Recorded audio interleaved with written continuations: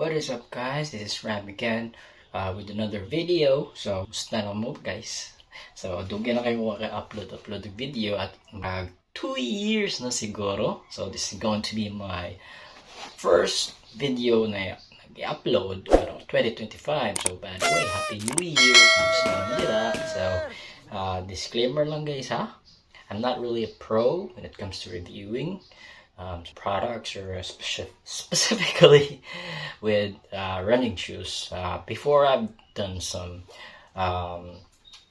review videos, but mga bisaya ra to siya, like some Babe or action cam. So more to. So I'll try my best to speak English so that I can have some wider audience. But so before I mag-start, intro.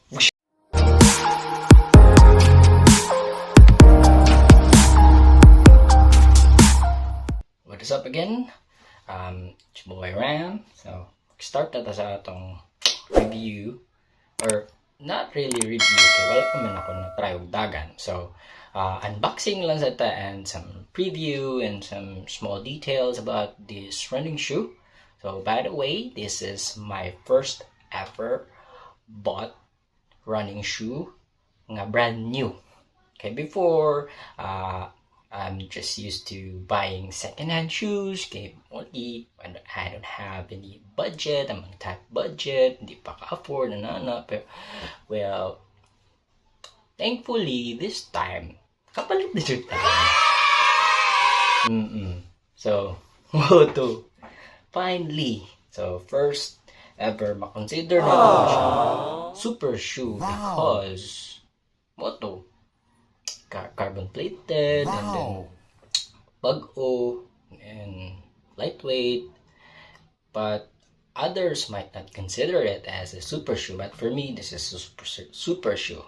Like I said earlier, disclaimer lang, they'll get a pro when it comes to unboxing or reviewing videos, but I'll try my best. But you can comment down below if you have any suggestions, or I'm open to feedback man guys. At least as time goes by, I will be better na in making videos. And actually, ingon ko last 2 years pa ni na akong first upload kaya sa last na akong YouTube video, and sayang kayo kay 2011 akong YouTube account but dili active. Sayang kayo.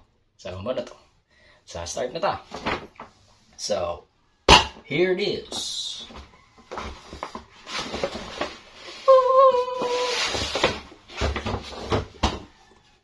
The Nike Zoom 6. So baliktad lang siya. Ako na lang I'll try to flip it. So here you go. Nike running. So, by the way, this is the Eliud Kipchoge colorway. As you may know, Eliud Kipchoge is I think he's the fastest marathoner. Wow! I don't know. Basta yun. Basta known mo siya as a very fast athlete sa marathon, something like that. So there are also other colorways, nas like atong black, nas like atong white. So women's na po sila pink, ivory, and katong fire something. So ano yung box na siya sulat niya? It's just this part. And then I bought this at Ayala Center, Cebu last year or last November. So actually wapa dyan ito ang yung release date guys. Very new pa dyan ni siya. So there's no discount. So one is sad part, wala discount, mahal ka na. But afford to go na ninyo it, since you want to invest with your running shoes. If your hobby Jude is running and you want to have an edge or a boost, like gusto mo PR or ganahan mo mabit ninyo yung mga record with your friends and something. So here it is, pair of Nike Zoom Flies. First ever carbon plated shoes na ako. Okay, mga second hand ako mga shoes before. And I did a marathon twice. First marathon was last. Di ako magsabad. Basta lugan na ito. Nagchinilas ako guys. Wow. And I also did some half marathons na nag-barefoot. Walang very happy kay ko na nakapalit na dito taong sapatos. Kaya sapatos magdagan. So, mo na siya. So, this is how it looks. As you can see na siya design there guys. It's just the start. So, this is how it looks. So, for the drop, it has a 8mm drop, heel 14mm, and a forefoot or toe is 32.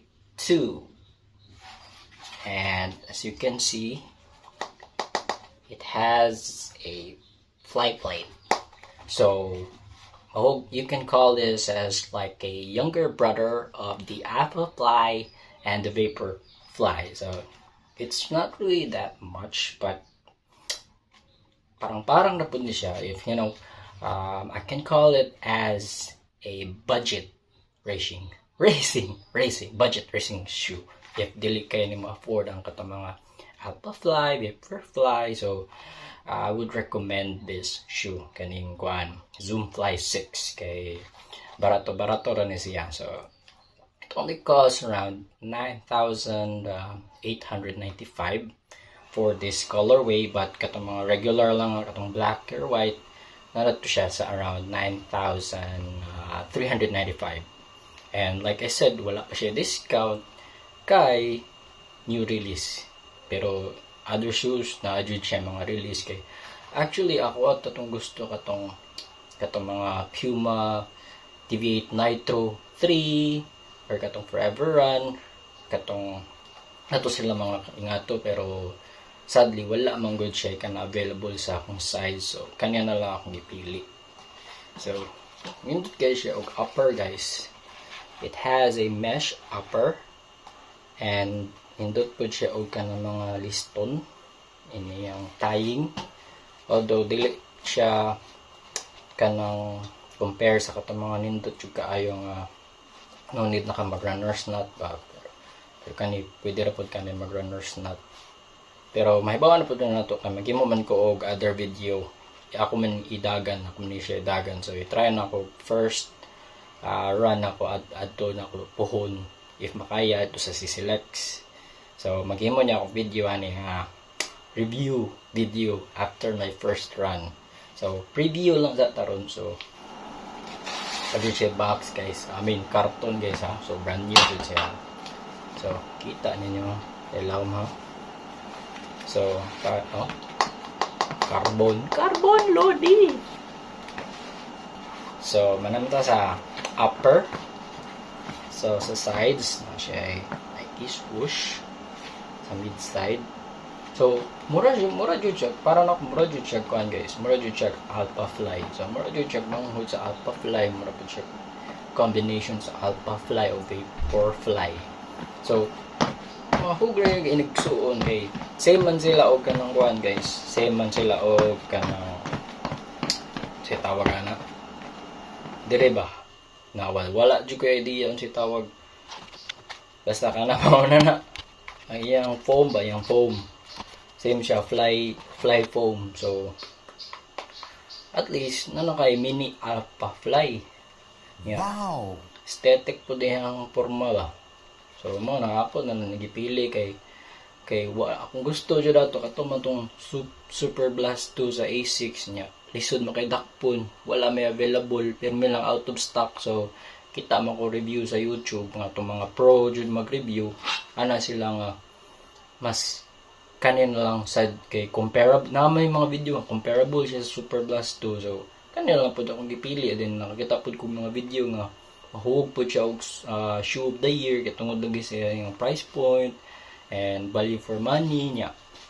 even though dili siya full carbon plated, at least makasuway kag kanang carbon shoes feels ba nga nigdagan bitaw nimo kay first na akong sukod ato kay mura jud ka og ni lutaw bitaw, mura bitaw kag kanang ni ana dito inigana dito ba mura jud siya kanang mura jud kag di assistan ba, mura jud kag nilutaw, mura kag kanang naay nabitay spring bitaw.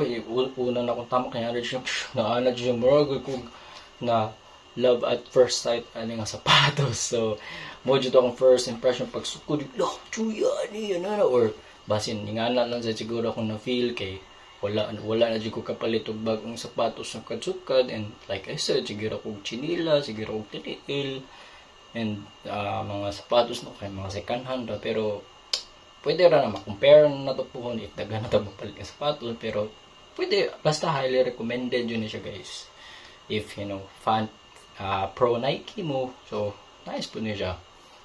And then mo lagi to kay inigana nimo akong gi ambak, so gaan jud kay siya. So compare sa other nga naman pa yung mga gaan po, pero gaan mo ba siya niya, basta na ako parang ako sulit jud siya, may investment po niya na ako kay parang ako mahal na gani kay ni. So maurot po ako na ganahan. Then as you can see guys, nice po yung design dere oh.